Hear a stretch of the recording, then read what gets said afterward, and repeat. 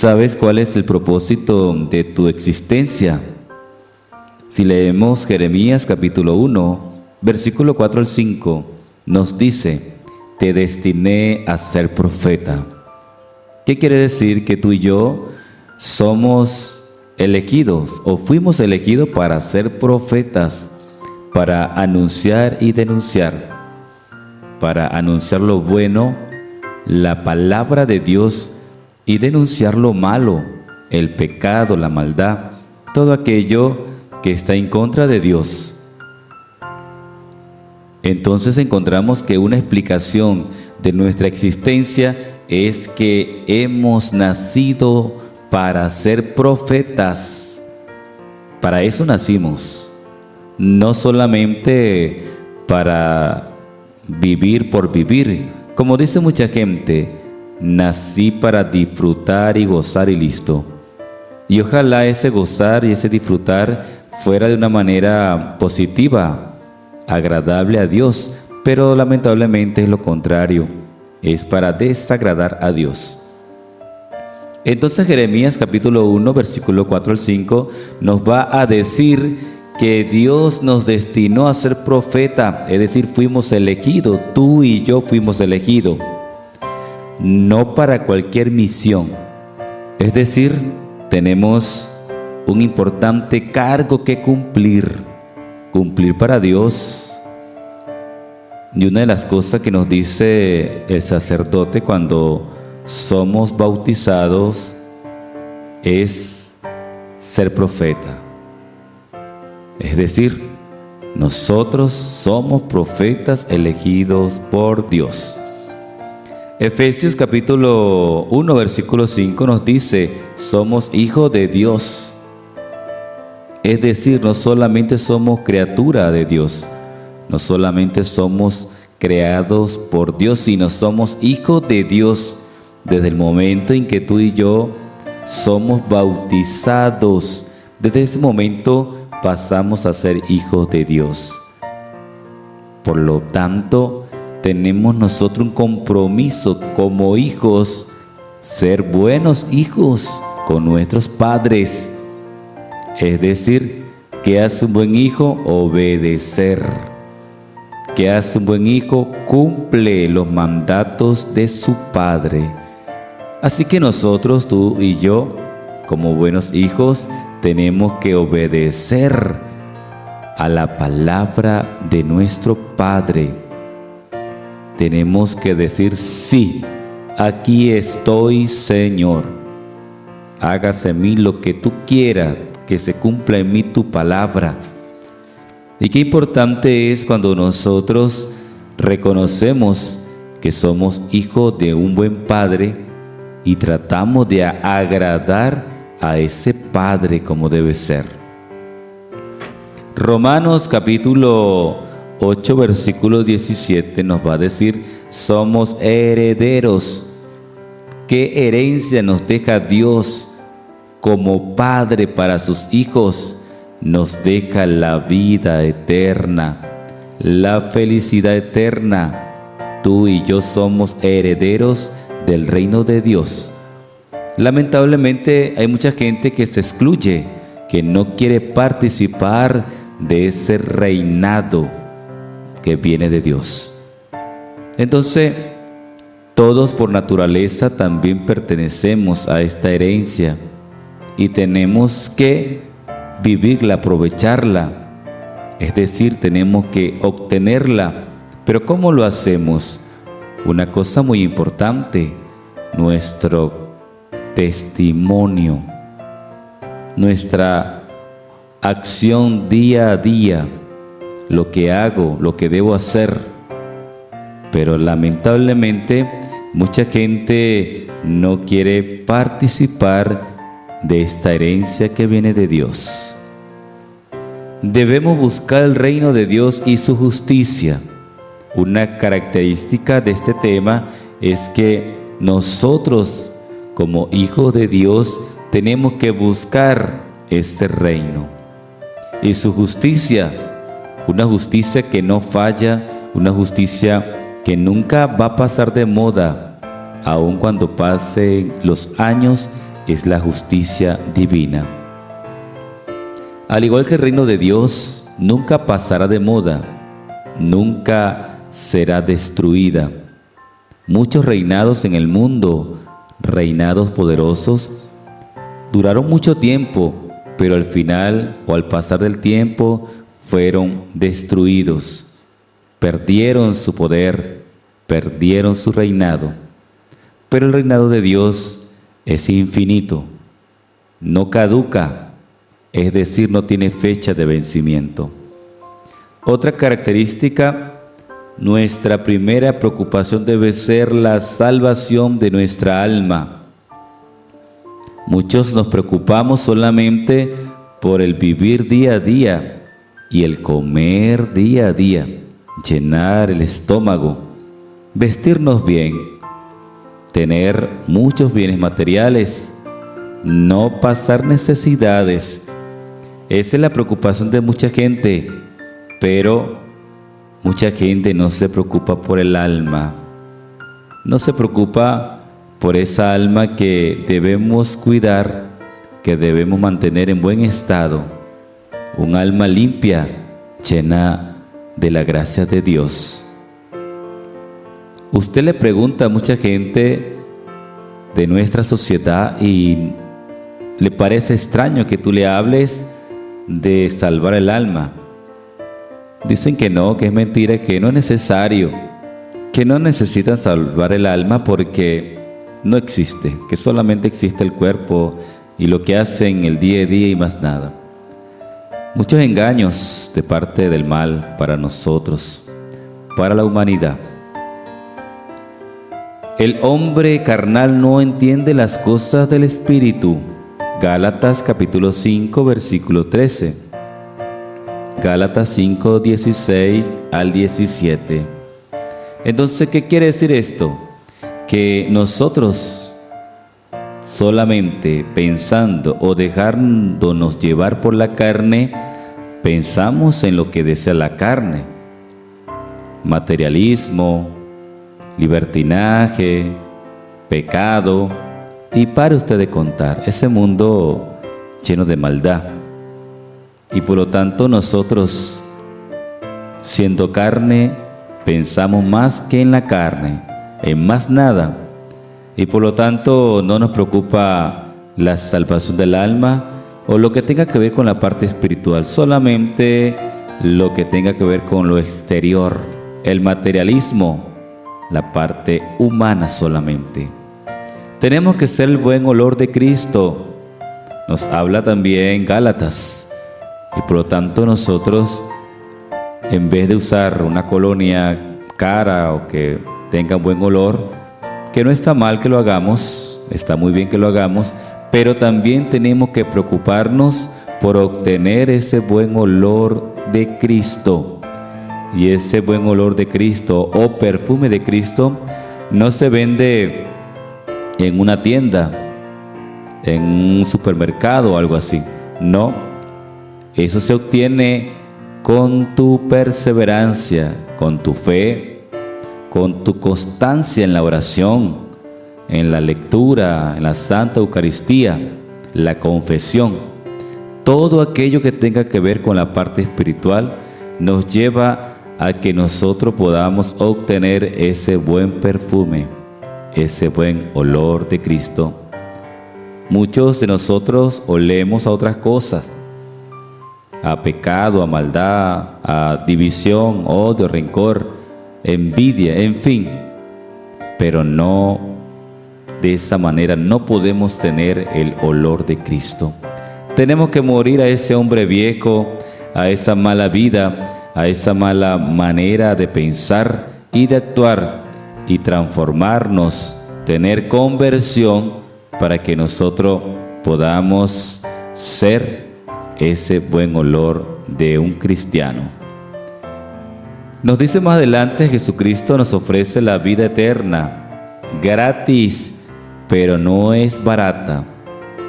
¿Qué quiere decir eso? Es gratis, pero no es barata. Pues simplemente que Jesús es el único ser que nos ofrece la vida eterna, Para ir al Padre tenemos que ir al Hijo, lo dice la palabra de Dios. Nadie va al Padre sino por medio de mí. Para nosotros ir al cielo, alcanzar la vida eterna, tenemos que ir por medio de Jesucristo. ¿Por qué se dice que es gratis? Porque Jesús murió en la cruz por ti y por mí. Y desde ese momento en que Jesús muere en la cruz, nos dio el pase para la vida eterna. Él ya pagó ese precio, que fue muy alto y muy caro ese precio, porque fue precio de sangre. Pero Él lo hizo por obediencia y por amor a la humanidad. ¿Pero por qué no es barata? Simplemente porque tú y yo tenemos que también poner de nuestra parte. ¿Qué damos nosotros para poder alcanzar la vida eterna? ¿Qué tengo que hacer? ¿A qué me comprometo para poder alcanzar? ¿Qué propósito debo hacer para obtener la vida eterna? Bueno, dejar todo aquello que nos aleja de Dios. Y por eso no es barata, porque cuesta mucho. Las personas que están esclavizadas por el vicio, pues no es fácil dejar el vicio. Las personas que le encanta por lo menos la parte del libertinaje, todo lo que es moda y todas esas cosas que abarca a muchos jóvenes y llena a muchos jóvenes, pues no es fácil dejarlo. Porque mucha gente no quiere acercarse a Dios porque ellos saben que tienen que dar un precio, pagar un precio. Y ese precio es la conversión, cambiar de vida. Una vida vieja por una vida nueva. Por eso no es barata. Hay una condición, hay una exigencia.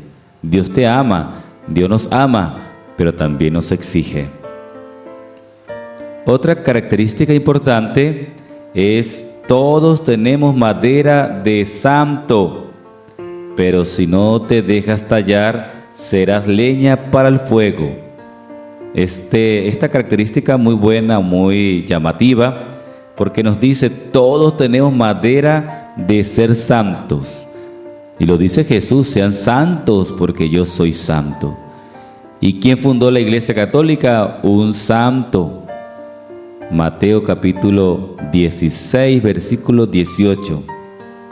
Todos hemos nacido para ser santos, porque la santidad no es una meta, sino es un estilo de vida.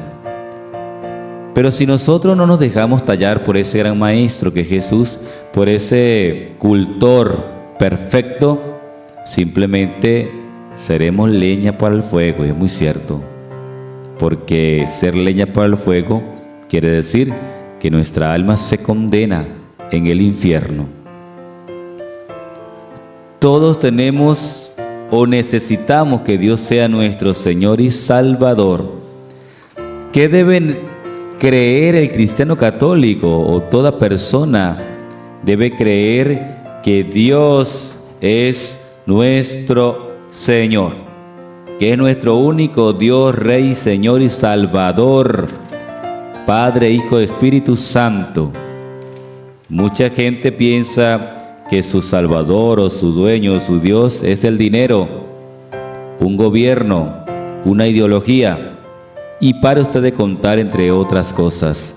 Pero le cuesta a mucha gente aceptar, y especialmente a aquella gente poderosa económicamente, que Dios es Dios y sobre Él no existe ni existirá otro ser por encima de Él. Tu vida es Jesucristo, y cuando te alejas de Él pierdes tu vida. Lo repito de nuevo: tu vida es Cristo, y cuando te alejas de Él pierdes tu vida. Si Jesús murió en la cruz por ti y por mí, sufrió porque sufrió bastante. Nuestra vida le pertenece a Él. Pero mucha gente se deja o le entrega el alma y su vida al mal, y el mal se apodera de ellos. Y entonces ya para esta persona su Dios no es Dios, sino el mal. Ese mal que no deja de trabajar día y noche para hacer caer a los hijos de Dios. Pero hermano que me escuchas, Tenlo presente, tu vida es Cristo, como dice Filipenses capítulo 1, versículo 21. Si nos alejamos de Dios, nuestra vida se pierde, y muy cierto. ¿Cuántas personas con valores sociales, buenas personas, pero cuando se han alejado de Dios, se vuelven personas malas, no se reconocen, porque lamentablemente se alejaron de la vida que es Jesús? Y una persona que se aleja de Dios, de Jesús, pues simplemente está muerta en vida. Dios es bueno con todos, pero es Padre de quien lo acepta. Es decir, Dios es bueno, como dice la Biblia. Dios es amor, pero mucha gente no acepta a Dios como Dios. Mucha gente no acepta a Dios como Padre, ni como Creador. Mucha gente acepta muchas cosas, menos a Jesús, menos al Padre, menos al Espíritu Santo. Por lo tanto, Dios es Padre de quien lo acepta. Si usted acepta a Dios, Él es tu Padre, es tu Creador, es tu Dios. Pero si no lo aceptas, Dios deja de ser tu Padre. Porque mucha gente no cree en Dios. Mucha gente cree en muchas cosas, menos en Dios. Mucho ateísmo, mucho relativismo. 3 cosas que nos alejan de Dios: mundo, demonio y egoísmo. ¿Y qué será eso? ¿A qué se refiere estas 3 cosas? Mundo, demonio y egoísmo. Bueno, simplemente cuando habla de mundo, se refiere a ese mundo del libertinaje, como lo dice la palabra, ese mundo del libertinaje lleno de maldad, de diferentes tipos de pecado, donde entra todo aquello oscuro que viene del mal. Entonces, ese mundo no se refiere a ese mundo que Dios ha creado, como la naturaleza, al ser humano. No, se refiere a la maldad, se refiere a lo que produce el pecado. Y lamentablemente mucha gente pues se deja o se aleja de Dios porque nos dejamos controlar de la influencia del mundo, de ese mundo lleno de maldad,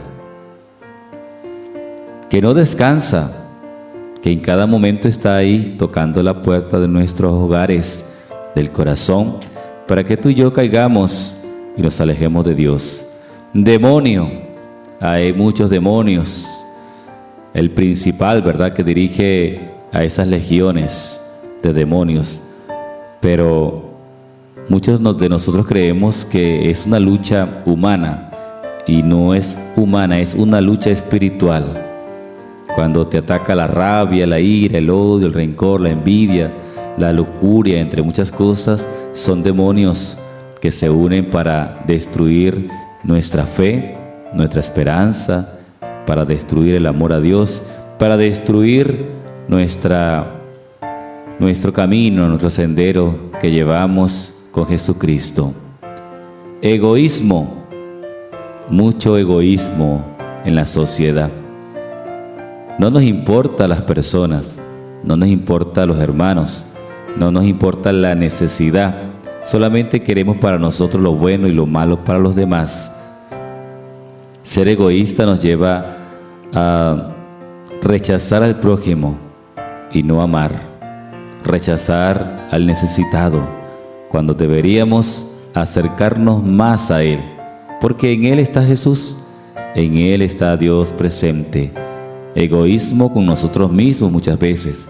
¿Cuántas personas son egocéntricas y hasta con ellos mismos son egoístas porque no se regalan un tiempo, un rato, a vivir una experiencia con Jesús, con Dios? Somos egoístas con nuestras almas, con nuestra parte espiritual. Somos egoístas con la familia, en el hogar, con la esposa, con los hijos, con las amistades.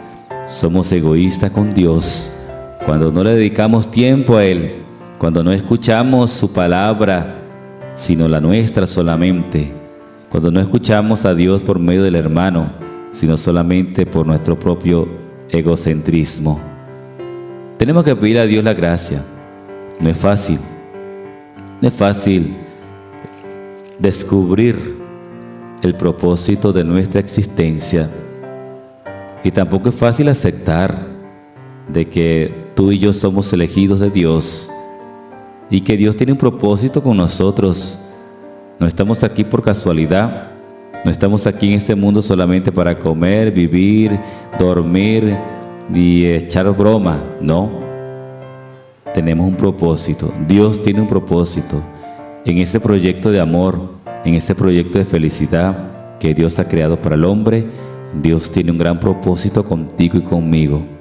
Aun cuando estemos pasando momentos difíciles, de tristeza, de soledad, momentos de amargura, momentos de quizás de debilidades, tentaciones, cuando creemos que la vida no importa, no vale, ahí está Jesús esperando que tú le aceptes, que tú le escuches, que lo dejes entrar en tu vida y en tu corazón. Porque Jesús nunca se aleja de nosotros, somos nosotros los que nos alejamos de Jesús, de Dios.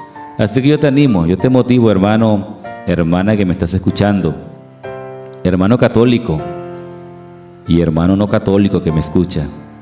Dios te ama, Dios da todo por ti y por mí, lo ha hecho y lo seguirá haciendo. Tenemos que aprovechar los momentos que Dios nos regala, cada segundo, cada minuto, cada hora, cada día tenemos que aprovecharlo al máximo, positivamente, para nosotros de esta manera seguir caminando de la mano con Jesucristo hasta la vida eterna. Ánimo, hermano, sí podemos. Dios y María Santísima te siga llenando de muchas, pero muchas bendiciones.